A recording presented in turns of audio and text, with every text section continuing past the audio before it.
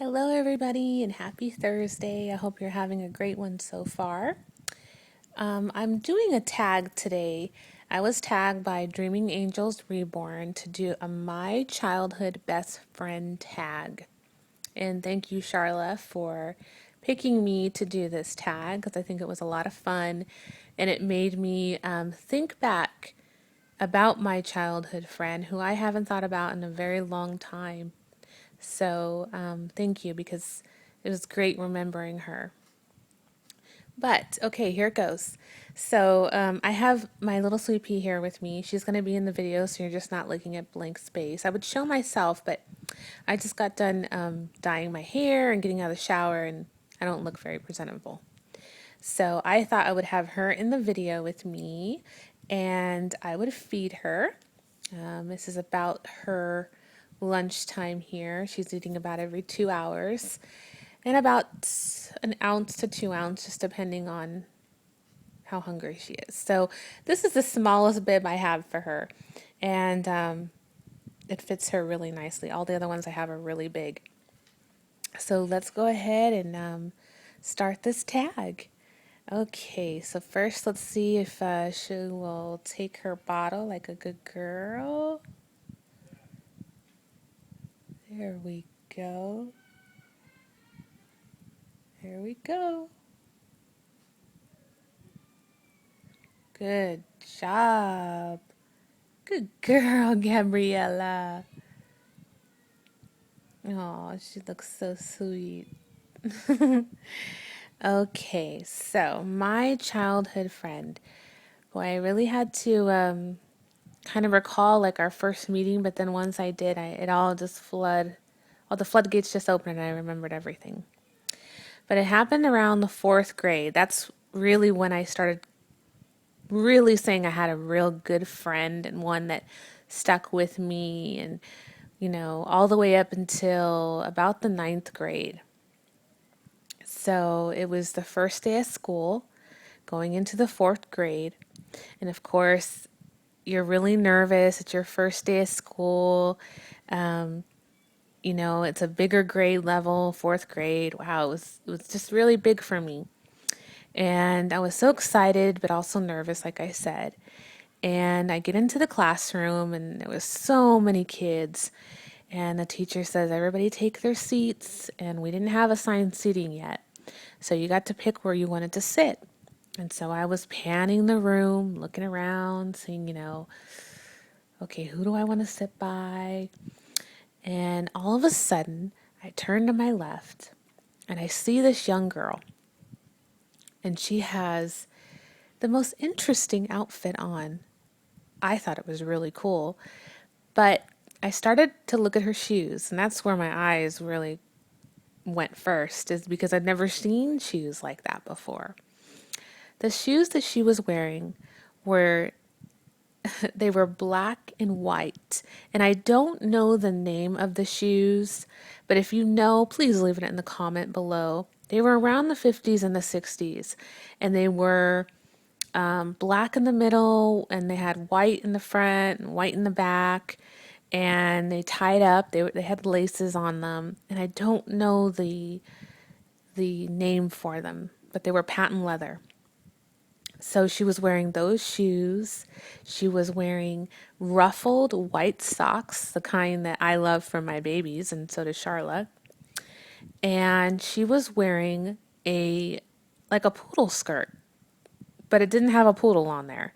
And it went all the way down almost to her knees. And I think it was charcoal gray, if I can remember.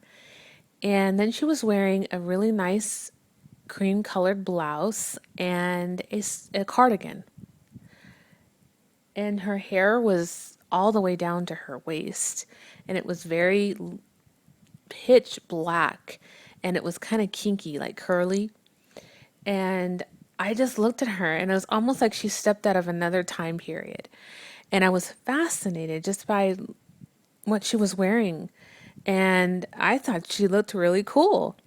And you're talking about probably late 80s, early 90s. So nobody was dressing like how she was dressing.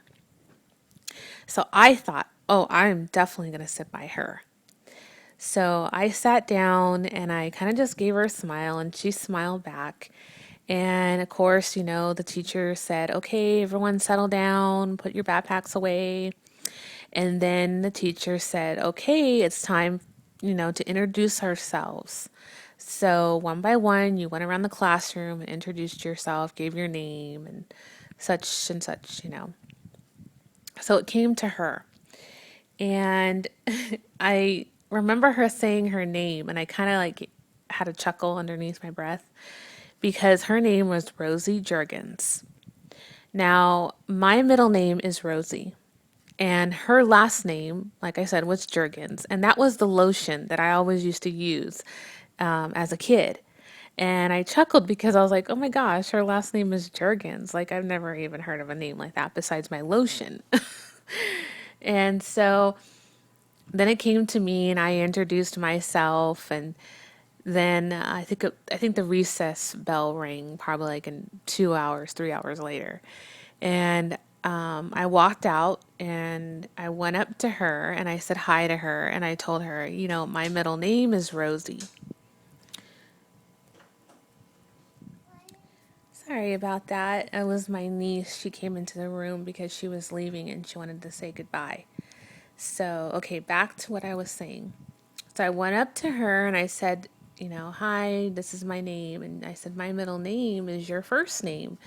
And she thought that was cool. And we started talking and hanging out. And come to find out, that was her first day at that school. She had just moved to Arizona. And I actually cannot recall where she moved from now. But she was just really cool. And I remember she had tons of freckles all over her cheeks. And she was just a nice girl. And so the whole school year, we sat next to each other. We had lunch together. We went to recess together. And I ran home and told my mom all about her. And I said, Mom, she's cool. She's awesome. And to come to find out, she only lived like the next street over. So she lived in the same neighborhood as I did. So that made it even better. So a couple of times after school, I would go over to her house or she'd come over to my house. But most of the time, I would go over to her house. She did have two other brothers, and she was the oldest, just like I was. So that also gave us another added bond, so to speak. So I remember the first time I went to her house. Her mom was in the kitchen and she was cooking away, and she had every stove in use. And I even think she had the oven on too. That's how much cooking she was doing. And it smelled like garlic in her house. And immediately she turns to me and says, I'm sorry, my mom's cooking dinner. I know the house smells like garlic. And I go, oh, well, okay, I guess you must really like that garlic in your food. And she says, oh, yes, we're Italian. So she was Italian. And her mother cooked like homemade sausage and sauce and oh, it was just incredible. But every time I'd go over to her house, her mom was always cooking something. There was always something on the stove. And of course, hanging out at school, we would always gab and talk to each other and tell each other what boys we liked. And sometimes we even liked the same boy. But she was just an awesome friend. She was the friend that, like all of us, hopefully, I hope we all have in our life, either we're when we were little or now, that we got to tell our secrets to. We stood up for each other. If someone was bullying us, we would protect each other. And as we got into the sixth grade, we started to find other friends that we had the same interest in, and we kind of made our own little group. And we hung out. And then in sixth grade, I'm not going to say everything that we did was innocent because then we started becoming older and, we didn't do anything too crazy, but it was just all in good fun. And then, we went to seventh grade with each other and we had the same classes and the same teachers still. Then eighth grade came. Now, eighth grade at the school I went to, it didn't go on into high school. I actually had to graduate from that school and then go to a high school. So that's when we parted ways. She actually went to a different high school than I did. And that was probably one of the saddest days that I can remember because I was happy, of course, you're graduating and you're going to go on to high school.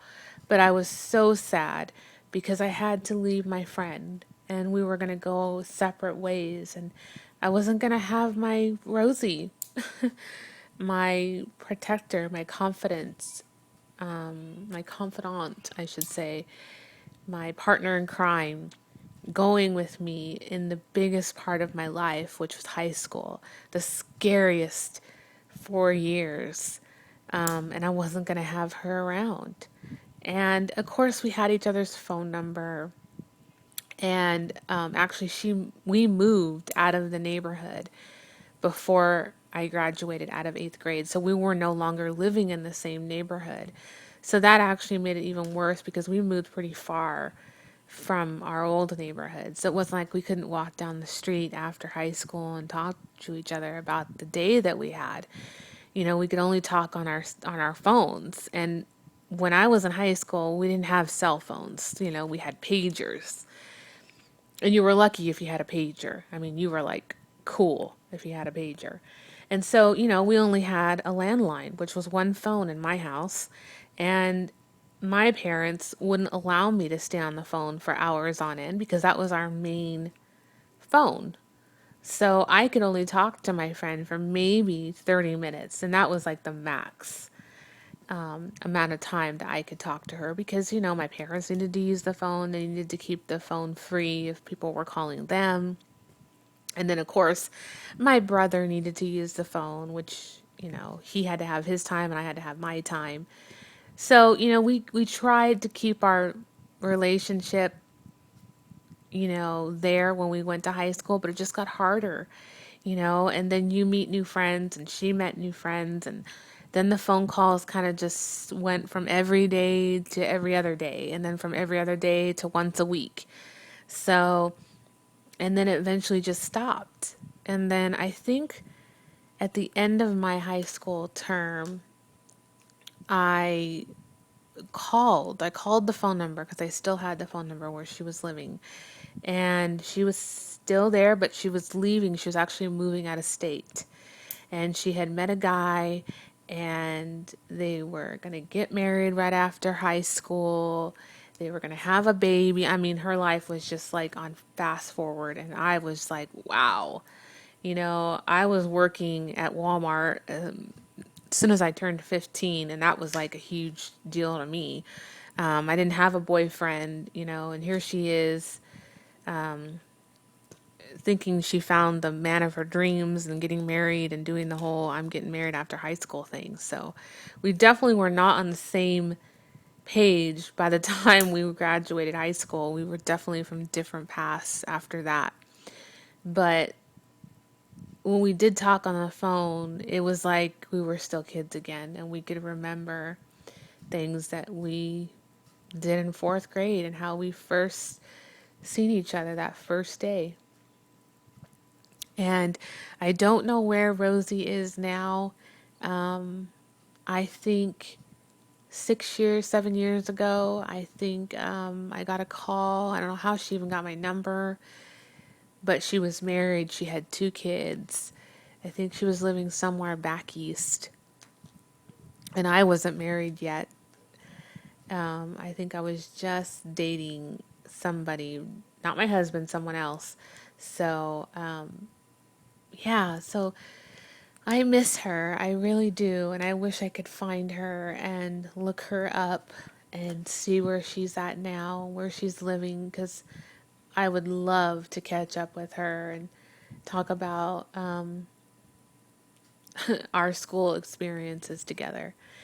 But yeah, thank you again, Charla, for doing this tag. I think it was a lot of fun. It made me remember my sweet friend. And I'll never forget her because we have the same name. You know, I have her middle name. So I am always going to remember her. But thanks again. And I would like to tag a couple of my subscribers. And one of the subscribers I would like to tag is Reborn Gammy, My Poetic Spirit, Pooh Bear 253, and Gina XO Little Twin Stars 19.